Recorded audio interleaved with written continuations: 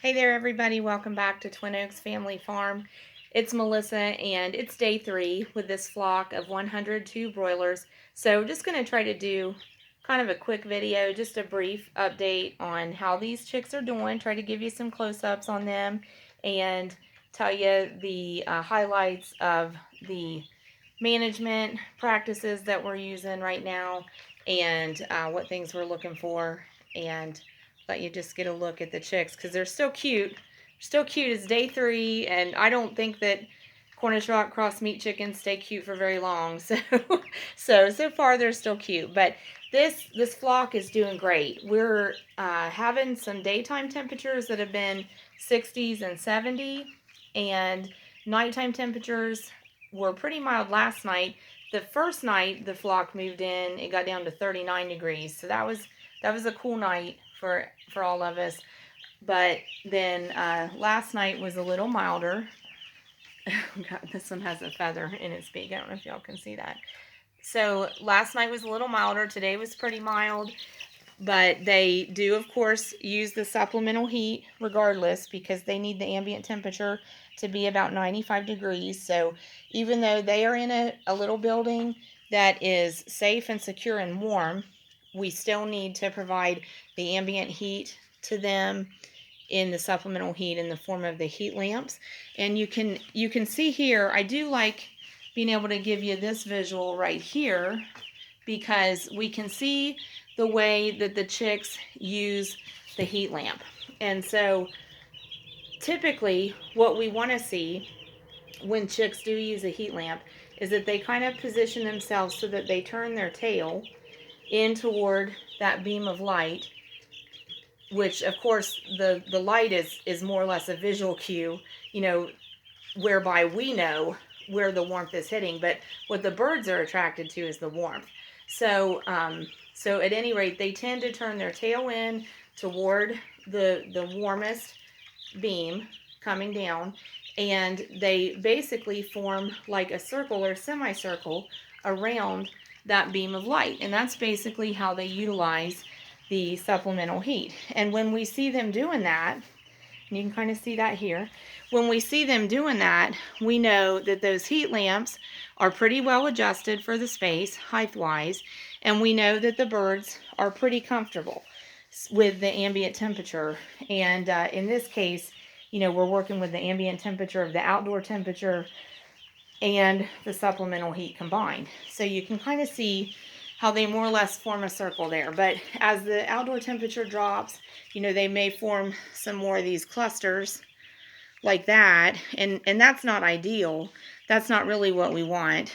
And we could either add a few more heat lamps, or we could have confined the birds more with like more of a solid wall that would hold a little more of that heat lamp in. I think ideally we might have made an opportunity like right here in the middle to have like a rod going across these rails and have a fifth light hanging right down like right in the middle here, because you can kind of see there's kind of a darkened spot, so there's no supplemental warmth going right there. But during the daytime we still see birds like at that water, so during the daytime when it kind of warms up, we know that they're going to still use that space and they feel comfortable.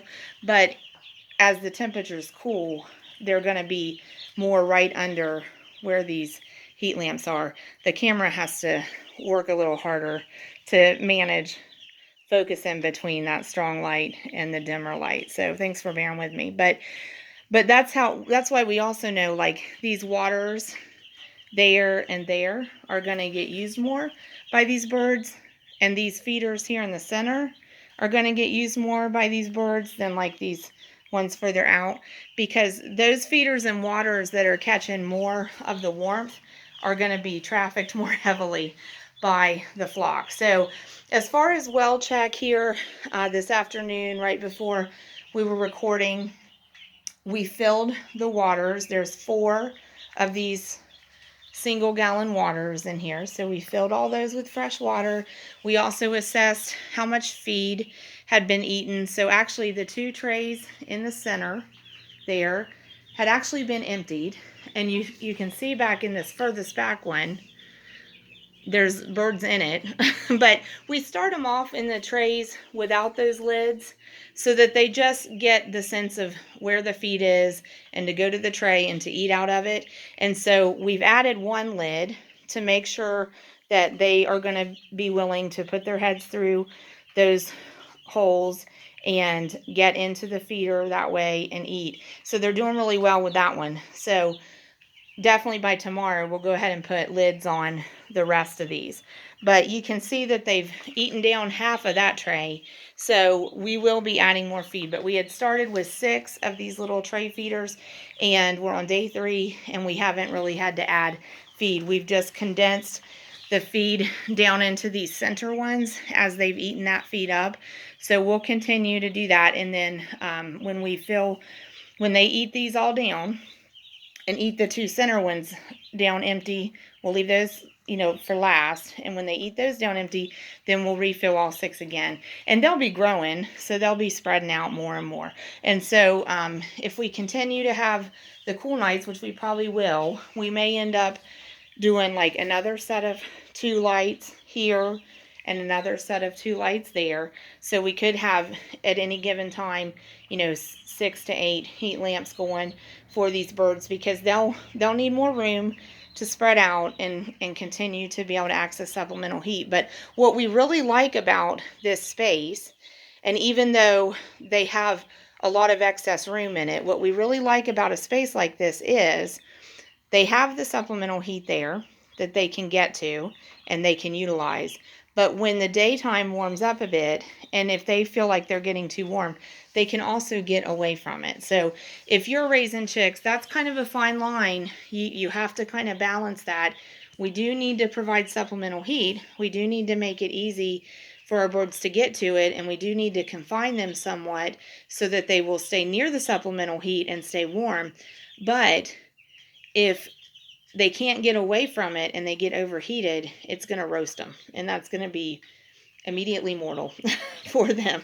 So we also need to make sure that they do have access to get away from the supplemental heat source a little bit if they feel themselves getting too warm. And so we've shown previously, we also have a blocker board here at this doorway. I do have the doorway open, and another great thing about this blocker board, I've mentioned that it keeps them from rushing our feet or rushing the man door opening when we come in, but it also provides a good draft deterrent. It blocks any, air kind of drafting in here through the doorway.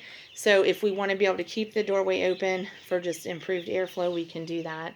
And the chicks aren't feeling, a wind, because they're pretty reactive to that, and it can make them cold. So anyway, they're doing real good. But we filled waters, filled feeders.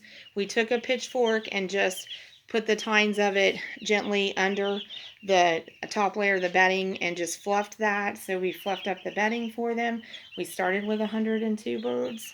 Hi. And we still have 102 birds, so that's great. And these birds are going to grow really rapidly. So we feel that they will outgrow this space. We have another barn that we think we'll probably have to move these birds to before the end of production. We're going to raise them for 6 weeks. So we've had a flock this size in this building previously, and we felt they got too crowded at the end. Now, standard advice recommends like a square foot to 2 square feet per Cornish rock cross meat chicken. So based on that, honestly, a flock this size should be able to fit in the pen that we're in. It's about 13 foot by 13 foot. But like I said, we've actually raised a flock this size in here, and we felt that by the time they grow like about 4 weeks, that 70 or 75 birds maxes out this size of this building. So the main reason we feel that that's an issue is because we want the birds to have space to move around and be able to exercise within reason. Because, just even this regular moving around is good exercise for them. and has them bearing weight on their legs. And that's really important that they're bearing weight on their legs daily, because they grow so rapidly that if they don't get a lot of repetition of standing up, bearing weight on their legs, moving around to get to food, moving around to get to water, and standing while they eat, and standing while they're drinking, those are all like strength building reps. And if they don't get those reps of strength building, they can get growing, and they grow so quickly that they can reach a point where their legs won't hold them up. And so we've seen that in birds, and it's really discouraging, because what happens then is they can't get to food and they can't get to water. And so we want to provide a quality of life for these birds, that they are intended for meat production, but we want them to get through production to processing. So we want to provide a quality of life that makes it so that they can walk and get around their pen and be able to do that the entire time that they're in production, and walk to feed and walk to water. So otherwise we have to take food and water to them, because a bird that can't walk to food and walk to water is going to become malnourished and dehydrated, and that is going to be mortal for the bird, and we're going to lose them to flock loss prior to processing. So this is kind of neat. You can see the mature feathers coming in on the wingtips. I'm really just starting to get good practice at using that to identify the males and identify the females, but you can identify the males and identify the females by the wing feather pattern. And I'm not real super good at that, so I'm practicing. But I think that one we were just looking at was a guy chick. So anyway, I'll work on that some more and try to get better at it. And I know I have viewers that are really good at that, and I'm especially thinking of Conrad from Kentucky, because he gave us pointers on that one time. So feel free to share some more. I think that one back there in the middle of those three is a female. We have them doing chick zoomies after something. I appreciate y'all watching. Thank you. Thanks for being patient with us. Thanks for bearing with us. It's neat to see the chicks when they're this size and this age. One of them's found a feather there, and they're chasing each other. So anyway, so this flock is doing great, and we'll come back into the building again. But we do anticipate probably moving these birds to another building to finish production of this flock. We're hoping that we don't have very much loss, and we still have 100 birds, 102 birds in 4 or 5 weeks. And if we have 100 birds still in a couple more weeks, when they're about 3 weeks old, we're going to be outgrowing this pen, and we'll be needing to move them to a little larger area. So we'll give you updates on them. Thanks for bearing with me. Join us again back in the barn.